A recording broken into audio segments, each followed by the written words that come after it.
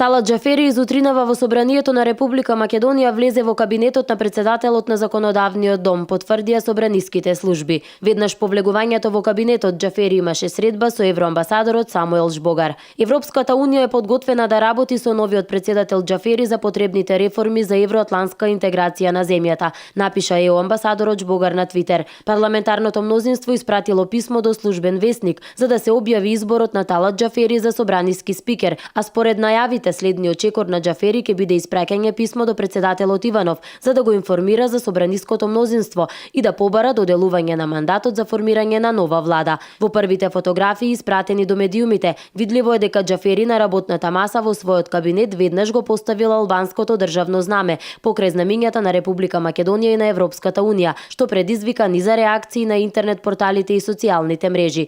Џафери минатиот четврток по завршувањето на продолжението на конститутивната седница по предлог на СДСМ и со поддршка на пратениците на албанските партии беше прогласен за нов собраниски спикер. Изборот на Џафери за председател на собранието се одвиваше со усно гласање, за кое не постојат записници од страна на собраниските служби, ниту пак има евиденција колку од пратениците гласале за негов избор. Најголемата пратеничка група во парламентот на ВМРО ДПМН со 51 од вкупно 120 мандати, како и најголемиот дел од стручната јавност, сметаат дека изборот на Џафери е нелегитимен и изведен надвор од деловникот на собранието и од уставот. Тоа доведе до изблик на револт кај граѓаните кои 2 месеци пред собранието протестираат против тиранската платформа како услов албанските пратеници да му дадат поддршка на лидерот на СДСМ Зоран Заев да го добие мандатот за состав на владата. При тоа во парламентот се одиграа немили сцени во кои беа повредени неколкумина пратеници и оштетен инвентар во парламентот.